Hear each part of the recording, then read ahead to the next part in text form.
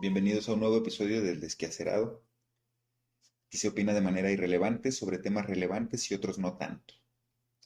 Ya estamos aquí una semana más y quiero comenzar agradeciendo su apoyo y el hecho de que escuchen esto y que lo compartan con sus amigos y que comenten y que se suscriban y todas esas cosas que hacen. Sí, la verdad es que, pues nada, esto no puede crecer sin ustedes, ¿sí? No, y la intención es esa, que crezca, ¿no? Pero bueno.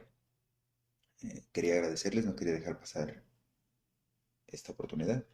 Sí, entonces, mm, hecho eso, en esta ocasión quiero pues, hablar mal y con spoilers de la nueva serie surcoreana de Netflix, que es El Juego del Calamar. Me imagino que muchos ya la habrán visto. Y pues yo doy por hecho que quienes se queden aquí es porque ya la vieron, ¿no? Porque, como les digo, esto puede ser que tenga spoilers, ¿no? Y mal puestos. Spoilers donde no van.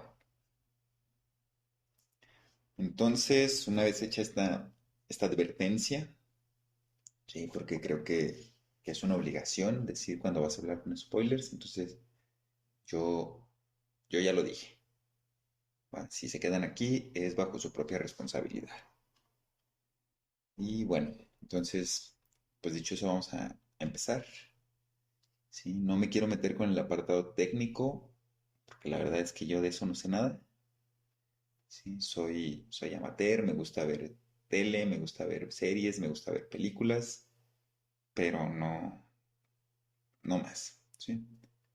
Mm, y tampoco quiero ahondar en si me gustó, si no me gustó, o sea, qué onda con eso, porque la realidad es que no me parece que sea muy interesante para ustedes saber si me gustó o no me gustó, ¿sí? Porque no es interesante para mí hablar de si me gustó o no me gustó. Y porque no es la intención tampoco de este podcast hacerlo sobre si me gustan o no me gustan ciertas películas, aunque eventualmente se hable acerca de productos, pero bueno, mm, igual para quienes quieren saber, pues les digo que está 2-2, ¿sí? Se me hizo mm, más o menos. Si no tienen nada que hacer un domingo, se la pueden dar sin broncas, ¿sí? Sí, sí los mantiene despiertos. No me dormí en ningún momento y eso que andaba cansado. Aunque para mi gusto se cae un poquito a la mitad. Bueno, no a la mitad, como por ahí del el sexto capítulo se me hizo muy aburrido, la verdad. Sí, es mucho trasfondo y el segundo también es como... ay, pero bueno. Eh, Además está algo predecible. Sí, que eso puede ser bueno o malo, depende de quién, depende de ustedes, pues. A mí no me gusta mucho, me gusta que me sorprenda. Y pues nada, está palomera. Sí, o sea, sí, a grandes rasgos es mi opinión de la serie. Está palomera. Pero, pero, sí quiero usarla como una excusa para hablar del sistema. Sí, para hablar mal del sistema. Y aprovecho que ya muchos la vieron y que es un tema que jala clics, la verdad. Y nos ayuda a tener contexto. ¿Sí? Es un ejemplo. Entonces me gusta por eso. Entonces aquí lo que voy a hacer es una interpretación personal y muy, pero muy básica, ¿sí? Del juego del calamar. Muy básica porque se dejan afuera muchas cosas. Porque no voy a hablar de muchas cosas porque, porque se me van a olvidar. ¿Sí? Porque a lo mejor quiero hablar de muchas cosas, pero esto es algo que me pasa. Es como de, tengo todas estas cosas de qué hablar. Y, y a la hora de la hora se me olvidan. Me dejo muchas cosas en el tintero, como dicen. Y pues nada, entonces vamos a darle. Me disculpo por ahí si alguien no está de acuerdo con lo que digo, con lo que dije, con lo que diga. Sí, lo siento por herir a quien vaya a herir o haya herido. Entonces, bueno, como ya dije, eh, yo quiero ver en esta serie. una crítica al capitalismo o al sistema capitalista rampante en el que vivimos, ¿sí? Aclaro, como siempre, esta es mi opinión, ¿sí? Por lo tanto, para mí, todo el juego simboliza la estructura capitalista en la que nosotros nos encontramos, ¿sí? Esa estructura que nos vende humo, ¿sí? Que nos dice que todos tenemos la oportunidad de obtener una recompensa, de alcanzar el éxito, de volvernos millonarios, de lo que ustedes quieran, ¿sí? Todo lo que nos dicen los gurús del éxito, esos güeyes que, pues eso, que te venden éxito, todo eso puede entrar aquí, ¿sí? Eso es lo que la sociedad capitalista, la estructura capitalista en la que nosotros vivimos, nos hace creer que podemos alcanzar todo eso, ¿sí? En la serie lo vemos simbolizado por la alcancía, ¿sí? El pequeño cerdito capitalista que sale, y esa alcancía que se va llenando con cada una de las muertes, ¿sí? Aquí empezamos con los spoilers a full, ¿eh? Y lo podemos obtener si nos esforzamos y si trabajamos duro, nos dice el sistema, ¿no? Pero, sobre todo y más importante, si sobrevivimos. ¿Sí? Lo podemos obtener si sobrevivimos al día a día, en medio de todas nuestras necesidades individuales y de las necesidades individuales de las personas que nos rodean. Y que igual que nosotros, buscan exactamente lo mismo. ¿Sí? Buscan sobrevivir y ganar. Por lo tanto, estamos compitiendo todo el tiempo, igual que los jugadores de la serie. ¿Ok? Pero en la serie solo uno puede ganar. Y todos los jugadores quieren ser ese uno que puede ganar, ¿no? Pero en la vida real debe de ser muy diferente, ¿no? Bueno, les cuento. Según el informe del Centro de Estudios Espinosa Iglesias sobre movilidad social del año 2019, en México, 74 de cada 100 mexicanos que nacen en la base de la escalera social no logran superar la condición de pobreza. ¿Qué significa esto? Que los 26, bueno, de 100 mexicanos que nacen pobres, digamos, 74 no dejan de ser pobres durante su vida. ¿Sí? Pero esto no significa que los otros 26 que sí dejan de ser pobres se vuelvan millonarios, sino que solo dejan de contar como pobres. ¿Qué es la pobreza? El Coneval describe a la pobreza, bueno, para hablar de pobreza, toma en cuenta diferentes factores, ¿sí? Diferentes indicadores.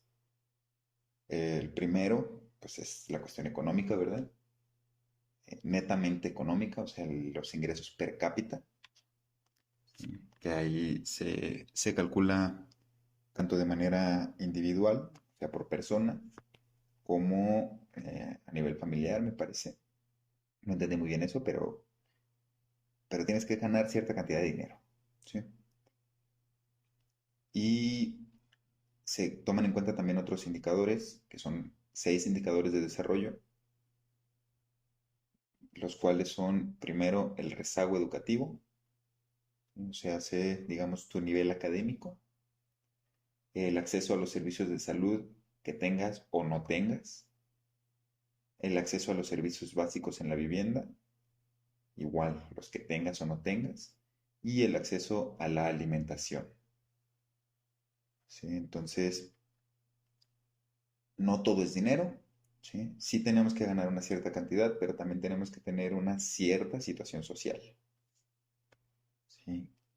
Por lo tanto, como decía yo en otro episodio, y aquí lo vemos claramente, simplemente revisando la definición de pobreza, el pobre no es pobre porque quiere, Sí, pero hoy no vengo a atacar a esas personas.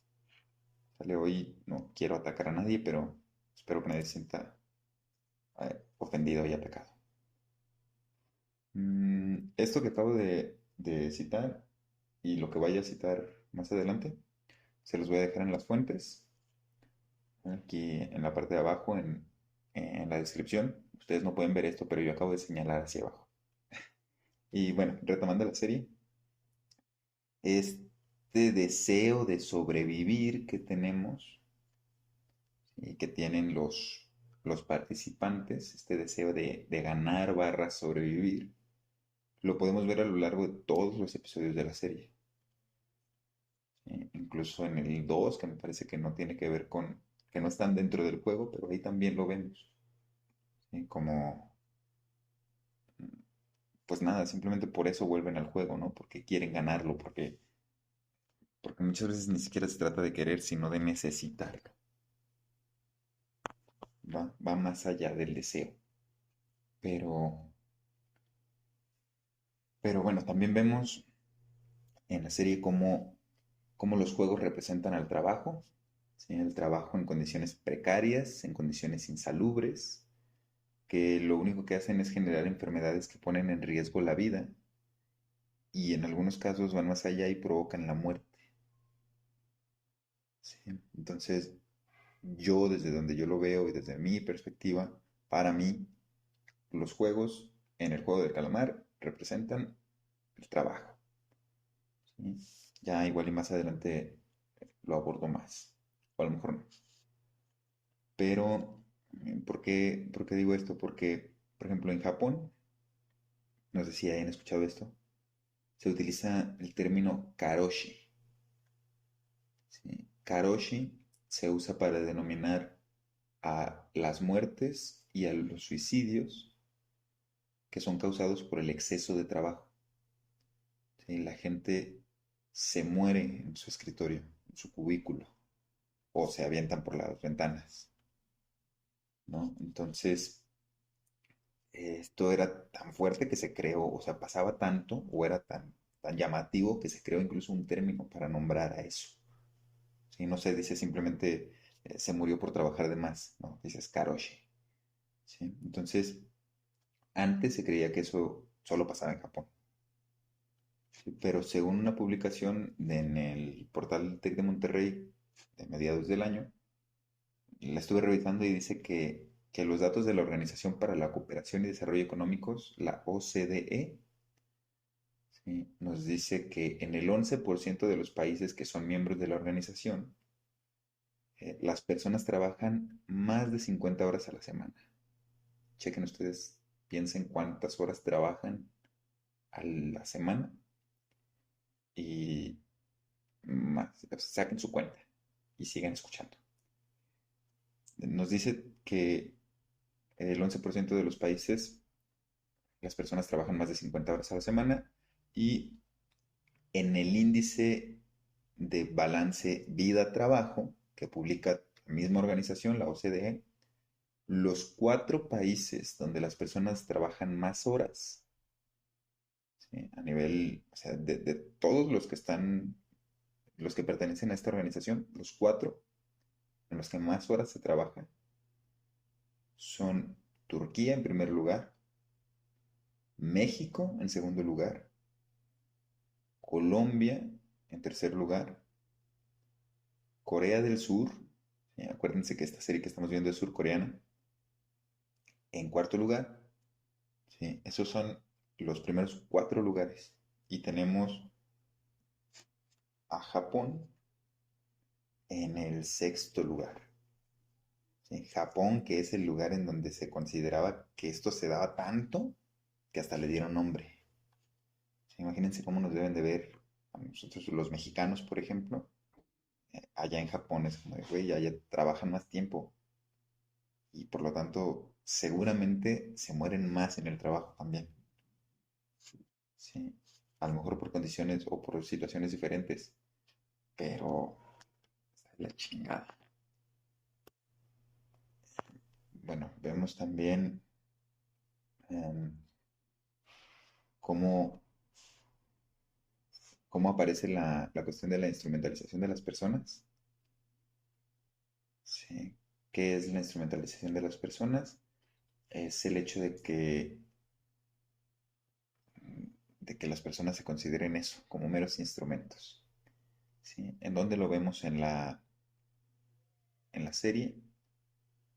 O sea, bueno, lo vemos de manera global como que todos los jugadores son meros instrumentos para la diversión del grupo de poder, ¿sí? Que se encarga de organizar y de disfrutar de este sufrimiento ajeno, pero lo vemos dentro de los jugadores o dentro del grupo de los jugadores, por ejemplo, en el juego de la cuerda, ¿sí? Que es cuando tienen que formar equipos y, y ahí vemos cómo es que buscan o tratan de conseguir a los jugadores que ellos consideran más útiles o como socialmente se dice, ¿sí? Mejor capacitados, que casualmente, si se fijan, incluso lo dicen así explícito, son los hombres y son hombres jóvenes. ¿Sí? Vemos ahí cómo se menosprecia a las mujeres y se menosprecia al anciano. Entonces, ya por cuestiones ajenas, pues terminan quedándose ellos en una posición de desventaja porque tienen mujeres y al anciano, ¿no? Y vemos cómo lo usan a su favor, pero eso es otra cosa. Obviamente, este pedo de la serie está llevado a una situación extrema en donde están poniendo en riesgo su vida literalmente y a sabiendas de que lo están haciendo, ¿no? Pero eso se puede extrapolar a la sociedad actual, en la que, según el informe de 2019 del Banco Mundial, todos los datos que les estoy dando son de 2019, ¿va? Porque después de eso, no sé si saben, entramos en una pandemia y entonces los datos se alteran bastante, ¿sí? Pero estamos hablando de 2019 y en el informe del Banco Mundial del año 2019 nos dice que la participación laboral de las mujeres en México fue tan solo 45%, comparado con el 77% de los hombres, ¿sí? De participación de los hombres. Lo que significa que hay una brecha laboral del 32%. ¿Sí? Esto es hablando únicamente del área laboral, ¿sí? Del área que repercute en cuestiones económicas directamente, porque también el hecho de que no haya una participación social también repercute en cuestiones económicas, pero es más indirectamente. Mm, También podemos ver eso en el resto de los aspectos en los que se deja fuera a todo aquel que no es hombre, ¿sí? Hombre de acuerdo a los estándares establecidos, como decía antes a la hora de formar los equipos, ¿sí? Aquel que no es hombre, llámese mujeres, personas no binarias, personas que pertenecen al colectivo LGBT+, personas de la tercera edad, infantes, personas de ascendencia étnica distinta a la hegemónica, hombres no masculinos y un chingo más de gente, ¿sí? A la que se... Bueno, es que aquí en México no se dice que se discrimina, pero se discrimina un chingo, ¿sí? Entonces, pues sí hay que decirlo así, ¿sí? Todo este tipo de personas son personas a las que se les discrimina por no pertenecer a eso que se dice que se debe de pertenecer, ¿sí? Y obviamente no estoy abogando aquí porque se instrumentalice también a estas personas, ¿sí? Porque sí se les instrumentaliza.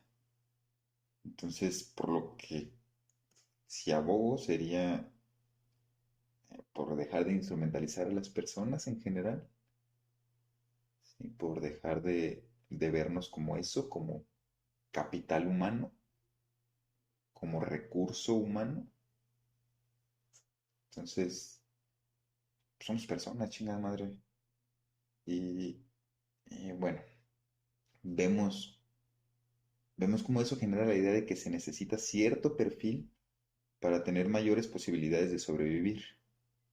Y esa idea se convierte en realidad cuando a la mayoría se le enseña que los grupos históricamente reprimidos, ¿sí? Como son estos que ya mencioné, mujeres, las personas del colectivo LGBT+, las personas de la tercera edad, los niños, niñas, niñes, ¿sí? Las personas de, ¿cómo les dicen? Los pueblos originarios, las personas con diversidad funcional, y pues todas estas personas, ¿sí? Que han sido históricamente reprimidas, se nos enseña que deben de seguir reprimidas y no se les da ni siquiera la falsa oportunidad de ganar, ¿sí? De ser exitosos que tienen los otros. Entonces, por esto pienso que si algo se puede hacer es desde estos grupos disidentes o grupos anómalos en el sentido Foucaultiano de que están por fuera de la norma, que no pertenecen a la normalidad como lo son estos colectivos, ¿sí? Pero considero que pueden hacer algo en tanto se mantengan como anómalos, ¿sí? Y no los asimile el status quo. Como ya mencionaba en el capítulo en el que hablé del aborto, hay algo de esto comentaba, ¿sí? Que, que lo que se busca no es otra normalidad, sino como un replantearse las cosas constantemente. Pero pues, obviamente luchar siempre cansa, ¿no? Y yo no puedo pedirles algo que yo no haría, entonces, pues ahí lo dejo, ¿no? O sea, creo que eso es lo que se debería de buscar, pero, pues no sé, me parece muy poco empático de mi parte pedirlo, ¿no? Y bueno, entonces vamos a salirnos de aquí y vamos a retomar un poquito la instrumentalización, bueno, la serie, ¿sí? Y vemos también esta instrumentalización de la que hablaba en el juego del puente de cristal. Ahí lo vemos muy claro, ¿no? Ahí tenemos, por ejemplo, a este señor que puede ver la diferencia entre los cristales, y puede identificar el cristal templado y el otro que no está templado. Y por lo tanto, como puede hacer eso, como tiene esa capacidad, se vuelve útil para el resto, ¿sí? Pero se vuelve útil hasta que se vuelve inútil, ¿sí? Como por ejemplo, la mayoría de las personas, ¿sí? A partir de cierta edad somos personas útiles y productivas hasta que nos volvemos inútiles e improductivos y lo único que hacemos es generar un gasto, ¿sí? Y entonces ahora ya no tenemos pensiones, por ejemplo, ¿no? Aquí lo vemos así, obvio, en un periodo de tiempo más corto, ¿no? Entonces este hombre pierde su utilidad para el grupo, pero todavía le queda una utilidad, que es su cuerpo, ¿sí? Entonces vemos como una vez que ya no puede utilizar sus conocimientos, entonces lo avientan, ¿sí? Y lo siguen utilizando, o sea, le exprimen su utilidad hasta que ya no le pueden sacar más, vaya, ¿sí? Y aquí pues retomo un poquito esto que ya hablaba en algún otro episodio, ¿sí? Creo que fue en el piloto, que si no han escuchado vayan y escúchenlo y pónganle ahí que vienen de aquí, de este nuevo episodio, vienen del futuro, todo ese pedo, ¿no? Eh, Ahí hablaba de que no más, el cuerpo está puesto al servicio de la utilidad, ¿sí? En este caso de la supervivencia, pero también al servicio de la utilidad económica, que pues a fin de cuentas todo es una manera de sobrevivir, ¿no? Pero, pero lo decía ahí en el caso, por ejemplo, de las muchachas que venden, o de las personas que venden de alguna manera su cuerpo, ¿no? Por medio de las plataformas diferentes que hay para hacerlo, que, que si tienen interés los invito a que las revisen, porque pues es la manera en la que han encontrado para sobrevivir, ¿no? O para ganar más que en cualquier otro lugar, para vivir mejor. Entonces, aquí podemos ligarlo un poco con eso, ¿no? Bueno, en la serie eh, tenemos también a estos tipos con las máscaras de animales, porque pues todos están enmascarados. Pero tenemos a los de las máscaras de animales que, para mí, insisto, representan a la minoría real, ¿sí? Que son esos que poseen la mayoría de la riqueza y que se enriquecen todavía más gracias al sacrificio del resto, ¿sí? Los que no poseen riqueza. Pero no, no en un pedo conspiranoico, ¿sí? Quiero que esto no quiero que se malinterprete. No es así como, ay, son, no sé, las élites que mueven los hilos y dictan esta cosa que les da por llamar nuevo orden mundial y mamadas de esas, ¿no? O sea, porque la realidad es que nadie sabe explicar eso, ni de qué se trata, ni nada, no existe, ¿no?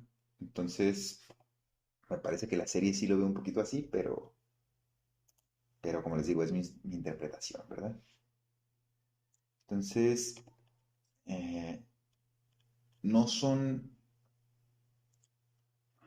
no son estas élites que dominan el mundo, porque desde donde yo lo entiendo, también ellos están dentro del juego. A lo mejor en la serie no tanto, pero en la realidad yo lo entiendo así. ¿Sí? No porque tengan más dinero, significa que no estén jugando con nosotros. ¿Sí? Están en una posición diferente, pero también están en el juego. ¿Sí? Y están igual que todos los demás. Están buscando ser más ricos que los demás. ¿Sí? O mantener su riqueza al menos.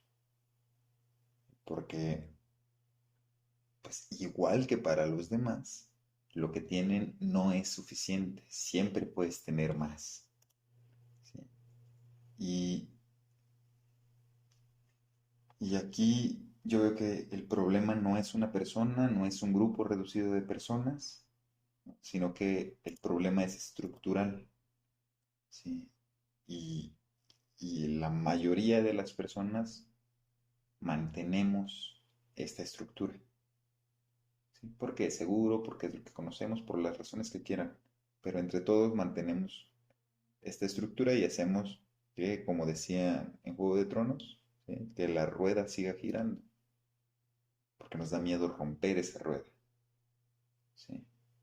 Y pues completamente comprensible que nos dé miedo, porque pues qué hay fuera de, ¿no? Entonces, aquí el juego no se acaba, al final no se acaba el juego, y en la realidad yo veo que el juego no se acaba porque el problema real no es económico, ¿no? Sino que es una cuestión de poder. Pero quédense ahorita con esto de la rueda y ya del poder hablaremos en otro episodio. Sí, vemos, ya para ir cerrando un poquito, vemos que el amigo del protagonista, no digo los nombres porque la verdad es que no me acuerdo y no sé cómo se pronuncian. Bueno, entonces vemos que el amigo del protagonista, el universitario, ¿sí? Entiende este pedo, ¿no? Al final, antes de suicidarse, cuando ve que ya va a perder y que no le queda nada, y entonces ya puede ser bueno, ¿sí? Ya puede redimirse. Vemos que entiende que los sacrificios individuales, como el que quiere hacer el protagonista, cuando ve que ya va a ganar, y entonces decide terminar el juego antes de ganar, ¿sí? Y no llevarse el dinero, pero sí irse con lo que le queda de humanidad. ¿Sí? Vemos que esos sacrificios individuales, o sea, vemos que lo entiende pues este chavo, él entiende que esos sacrificios individuales no afectan a la estructura. ¿Sí? El juego, aunque éste decidiera irse sin el dinero, ¿sí? El juego se va a repetir, porque puede repetirse. ¿Sí? Entonces eso es así a grosso modo, un- una interpretación que yo hago de esta serie. Como les digo, está palomera. Si quieren verla, véanla. Espero que quienes se quedaron hasta aquí ya la hayan visto, porque si no, no van a entender mucho de lo que estoy hablando, creo. No sé. Pero, pues a manera de conclusión, un poquito, ahora sí, ya cerrando este cotorreo, mm, quiero recalcar esta parte de que el cambio no está únicamente en uno mismo, ¿sí? Como nos quieren vender la idea. Insisto un poquito en lo que ya hablé en otros episodios, ¿no? Pero, pero insisto porque me parece importante insistir. Entonces, el cambio no está en nosotros mismos únicamente, ¿sí? Me parece que ese pensamiento o esa filosofía, si lo quieren ver así, es más bien un placebo, que nos hace creer que estamos haciendo algo cuando en realidad no estamos haciendo nada. ¿Sí? Y no porque no sea importante hacer cambios personales, ¿sí? O sea, sí es importante que nos demos cuenta y cambiemos cosas de nosotros, como nuestro consumo, nuestra huella de carbono, ¿no? O sea, todas esas cosas que se están promoviendo sí son importantes, pero también es necesario que al mismo tiempo, ¿sí? Impulsemos cambios a nivel macro, ¿sí? Impulsemos políticas o movimientos sociales para generar cambios, ¿sí? No basta con hacer pequeños cambios personales, que sí son importantes, pero no son lo único. Sí quiero dejar eso claro para poder hacer o para pretender cambiar algo, ¿sí? Y bueno, eso sí, si queremos hacer algo más que solamente sentirnos moralmente superiores por no usar popotes o por no tener bolsas de plástico o de papel, sino que tenemos nuestras bolsas verdes, ¿no? De tela y cargamos nuestro vasito y nuestros popotes y nuestros cubiertos para todos lados y ya con eso estamos salvando tortugas y ballenas, ¿sí? O sea, como digo, eso no hay que dejar de hacerlo, ¿sí? Si ya lo están haciendo, si ya lo estamos haciendo, no hay que dejar de hacerlo, pero no basta con eso, ¿sí? No hay que creer que con eso estamos cambiando el mundo, ¿sí? Si es la intención, digo, ya cada quien sabrá qué decide hacer. Y bueno, entonces cerramos aquí, les hago el comercial y luego la recomendación. Entonces ya saben, suscríbanse, denle like, activen la campanita y síganme en Instagram, ¿sí? Que estoy como @desquacerado_podcast. Ahí les dejo el link junto con los links de los artículos que estuve revisando para este episodio y junto con la recomendación de la semana. Van a estar todos ahí abajo en la descripción, ¿vale? Y ahora sí les doy la recomendación, que esta vez quiero hablarles, bueno, quiero recomendarles un podcast, está en Spotify, como les digo, ahí va a estar el link en la descripción, se llama Sentipensares, ¿sí? Son un par de psicólogos que hablan de temas actuales, ¿sí? De temas relevantes, desde una perspectiva fresca y respetuosa, me parece. Entonces, ahora sí, sí, ya sería todo. Gracias por apoyar este proyecto. Nos vemos la siguiente semana y cuídense. Arre, arre banda.